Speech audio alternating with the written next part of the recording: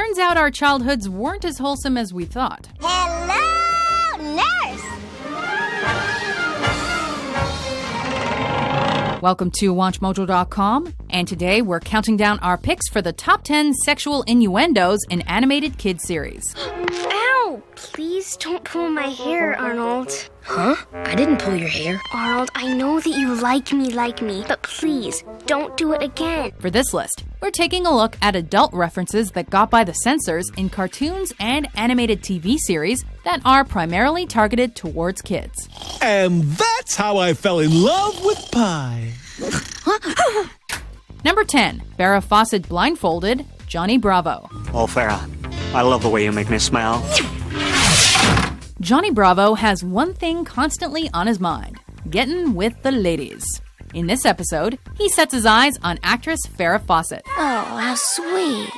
That smarmy is so nice. I'm gonna have to give him a big kiss. With the real Farrah Fawcett lending her own voice, she plays a game of pin the tail on the donkey at a birthday party. At first, Farrah can't remember the last time she was blindfolded, but then she has a rather revealing recollection. I can't remember the last time I was blindfolded. Oh, wait. Yes, I can. Oops. The kids might not know what Farrah is giggly about, but Johnny likely would.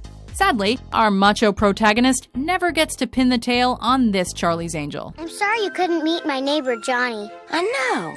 Well, I guess I'm gonna have to find another date for tonight. Oh well. His loss. Number 9. Can't get a date? Justice League. Relax, lady. This will all be over before you know it. The DC animated universe has been hailed for its sophistication and treating its audience like adults. It isn't surprising, then, that the grown-up themes of Justice League would extend to the occasional innuendo. Nice kitty. Hands off. This exchange between Hawkgirl and the Flash is perhaps the show's most obvious sexual overtone. As everyone's favorite speedster showboats about being the fastest man alive, Hawkgirl notes that his superpower may also be his greatest weakness. That's fast. Fastest man alive. Which might explain why you can't get a date. Yeah. Hey, what's that supposed to mean? Quiet. We expect to hear such suggestive one-liners on the CW or in a Zack Snyder picture, but not here. I'm here about a job. So am I. Somebody called me. Was it you? No, but maybe we'll be working together. Closely together. Number 8. An accident, the Powerpuff Girls. But Professor Utonium accidentally added an extra ingredient to the concoction, Chemical X. Thus, the Powerpuff Girls were born! Professor Utonium may have made the Powerpuff Girls in a laboratory, but all the other parents of Townsville made their children the old-fashioned way. That doesn't mean every conception was planned, though. This is our house. Our room is upstairs. This is our dad. As the girls introduce their new neighbor to their father, Robin notes that her birth was every bit as accidental as Blossom, Bubbles, and Buttercups. Yeah, he made us in his laboratory by accident. Well, what can I say? Don't worry, Professor. I was an accident, too. The professor's mortified expression corresponds with the reaction of any adults watching this seemingly wholesome cartoon with their kids. An awkward conversation about using birth control will most likely ensue at home. So, once again, the day and their friendship is saved, thanks to the Powerpuff Girls. Number 7. Tier 15, Adventure Time. This doesn't hurt as bad as it used to. Unlike some animated shows where kids remain in a permanent state of youth, Finn the Human has aged over the seasons of Adventure Time. Okay, bro. Tinfoil's on. You can hug now. After getting a smoking hot girlfriend, Finn is mature enough to learn about the tiers of dating from his more experienced bro. Jake fills Finn in on hugging and smooching. Look, let me explain some junk about dating. Right now, you're at tier 1, which is hugging. But pretty soon, you'll be at tier 2, which is smooching. Since Finn is still becoming a man, however, Jake orders him to stay away from the 15th and final tier. What about tier 15? Stay away from that! Do not do tier 15! Dude, I got no idea what you're talking about. Let's just say Finn will need more protection than tinfoil when he reaches that level. And, you need a shower, dude. What? Oh, gross! Do you think Flame Princess could smell me? Probably. Number 6. Lonely space vixens, Rugrats. It's okay, Tommy. We're almost there. Rugrats is largely about viewing the world from a baby's perspective and not entirely understanding the world around us. Because of this, it's only natural that the Nickelodeon series would work in a few references solely intended for the big people. Now sit down. I have something I want to show you. Show me? What is it? Oh, a photo album. This is the show's most evident wink to older audiences, as Grandpa Lou notes that he's rented a clearly adult film for after Tommy and Chucky's bedtime. I rented you boys some movies. Reptar Come Home, Reptar Redux, and my personal favorite, Lonely Space Vixens. Grandpa has a thing for sexy green women.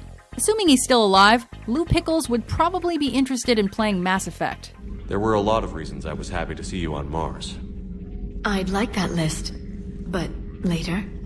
There's so much left to do. Number 5. In the Closet, The Ren and Stimpy Show. What shall we do now? We might have missed it as kids, but there's little doubt that Ren and Stimpy were closeted homosexuals in retrospect. Not that there's anything wrong with that. Stimpy. I love this. If you need irrefutable evidence, this scene says it all, as Stimpy plays with his new friend, Sven. Getting close in a litter box, Stimpy shuts the closet door so he and Sven can have some private playtime. This is private. Although we don't see what happens, their risque descriptions of juggling and sword swallowing really challenge what you can get away with on a cartoon show. And I'm a sword swallower. Whoops. Number 4. Don't drop the soap, SpongeBob SquarePants. Now stand back and watch me be naughty. While SpongeBob SquarePants may be the least erotically stimulating being on the planet, even he has a sexual side. His need for physical relief is alluded to in one episode where he appears to be watching hardcore sea porn. Gary! I was just looking for the sports channel, Gary. If you think that's naughty, get a load of this scene, where SpongeBob actually makes a dropping the soap joke. Look, doubloons! Don't drop them. Apparently, the prisons in Bikini Bottom are no safer than the ones up on the surface world. Now we're just waiting for the show to make a sponge-worthy joke. I'm a dirty boy. Number 3. One-on-one hotline, Rocco's Modern Life. You know, Heifer, sometimes I think I was destined to exist in an endless world of filth. Now we're really starting to get into obscene territory. In desperate need of a new job, Rocco seeks out work as a specialty phone operator. His crass language on the phone and the randy posters in the background, though, clarify that this position is much kinkier than the want ad entailed. Specialty phone operator. I could do that. Couldn't I? Oh baby, oh baby, oh baby. Rocco. Mrs. Bighead? If that's not uncomfortable enough, it turns out the woman on the other end of the line is Rocco's next-door neighbor, Mrs. Bighead. Awkward.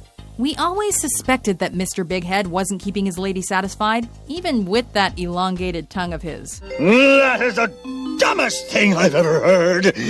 Number 2. Carpet Munchers, Cow and Chicken. Buffalo gals won't come out tonight, come out tonight, come out tonight. This controversial episode of Cow and Chicken is jam-packed with so many explicit innuendos that Cartoon Network actually banned it after one airing. Hey guys!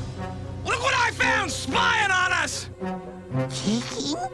Chicken? We ain't chicken! The story centers on our title characters crossing paths with a motorcycle gang known as the Buffalo Gals. We're the Buffalo Gals! Oh, the Buffalo Gals! A motorcycle riding gang that randomly bursts into people's homes and chews on their carpet. Their short hair, deep voices, and all-around masculine appearance undoubtedly imply that the Buffalo Gals are stereotypical lesbians.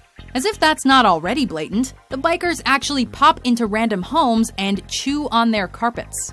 Well, at least they didn't chew on the drapes. I gotta tell you, kid, that butt's not gonna make it! Before we crack up at our top pick, here are some honorable mentions. Once when I was 7 years old, I sat on a banana, and of course, that changed my life. This ballroom used to host the most elegant balls in its day. Whoa, Were they big? These balls were huge.